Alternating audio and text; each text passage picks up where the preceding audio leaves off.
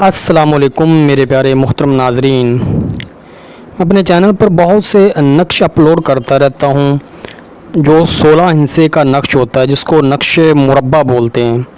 तो बहुत से बहन भाई नीचे कमेंट करके पूछते हैं कि इसकी चाल क्या है।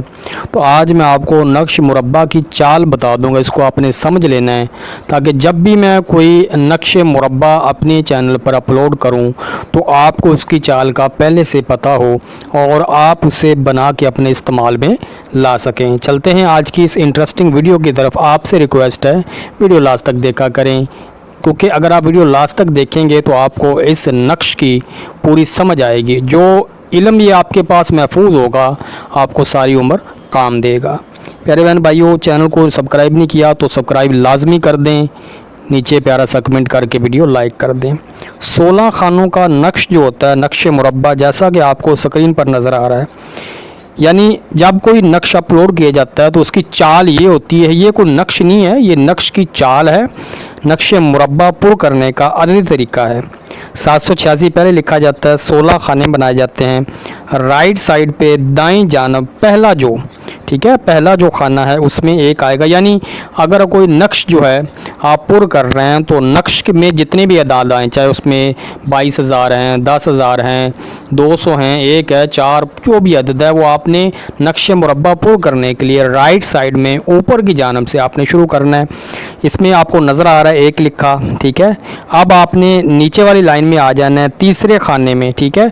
ये हम दाईं जानब से ना राइट हैंड से नक्श लिखना शुरू करेंगे, नक्श मुरब्बा। तीसरा जो लाइन है उसके जो दूसरी लाइन के तीसरे खाने में 2 आएगा।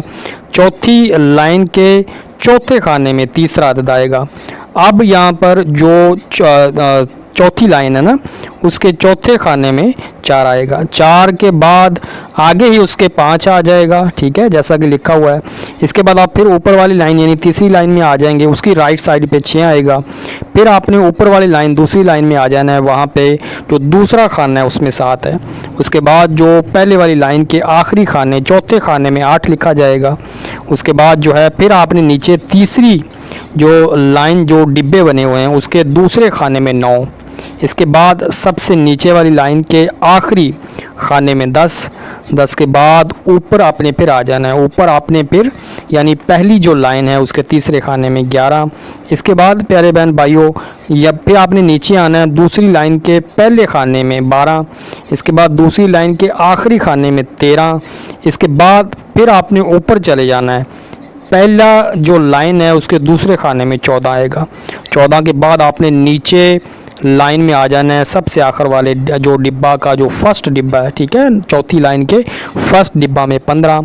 उसके बाद जो तीसरा जो डिब्बा यानी तीसरी लाइन बोल रहे हैं इसलिए क्योंकि नीचे की जानब गिने तो 4 डिब्बे बनते हैं। मैंने इसको लाइनों का हिसाब बता रहा हूँ आपको। 16वां जो खाना है वो तीसरी लाइन के तीसरे में आएगा। इस तरह नक्श मुरब्बा को पुर किया जाता है। ये चाल होती है।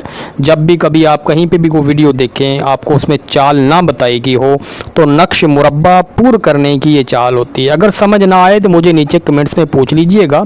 इसका आपको फ़ायदा ये होगा कि जब कभी भी नक्श मुरब्बा पुर करेंगे तो अपनी इस तरतीब से पुर करेंगे ना तो उसका आपको ज़रूर फ़ायदा होगा, क्योंकि छोटा हिस्सा पहले, बड़ा बाद में, उससे बड़ा बाद में। अब सारा मैंने वाज़े लिख भी दिया है। उम्मीद है आज की वीडियो आपको ज़रूर पसंद आएगी। अब देखें, वीडियो तो मैं बनाता हूँ, पूरी कोशिश करता हूँ यहाँ पे आपको अच्छा नॉलेज प्रोवाइड करूँ। तो आप लोगों का भी ये जो ना लाजमी तौर पे इतना चलो मेरे साथ कोऑपरेट किया करें, वीडियो लाइक करके शेयर कर दिया करें। ये आप ही लोगों का चैनल है, आप ही लोगों की हेल्प से इसने चलना है, तो बड़ी नवाजिश होगी। मज़ीद मैं कोशिश करूँगा जितना भी इसमें अच्छी तब्दीलियाँ ला सकूँ आप लोगों के लिए कोशिश करता रहूँगा।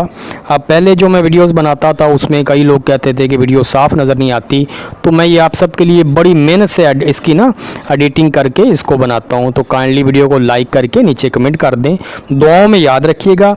इसी के बाद मैं एक ना दूसरी जो वीडियो अपलोड करूंगा नक्श की, वो आपको इसका ये फ़ायदा होगा। अभी ये वीडियो देखेंगे ना आप जाके, जब वो नक्श मुरब्बा जो उसकी वीडियो अपलोड करूंगा नक्श की, तो आपको ये होगा कि उसको पुर करने में आसानी होगी और आपको मज़ीद अच्छे तरीके से समझ आ जाएगी। दुआओं में याद रखिएगा।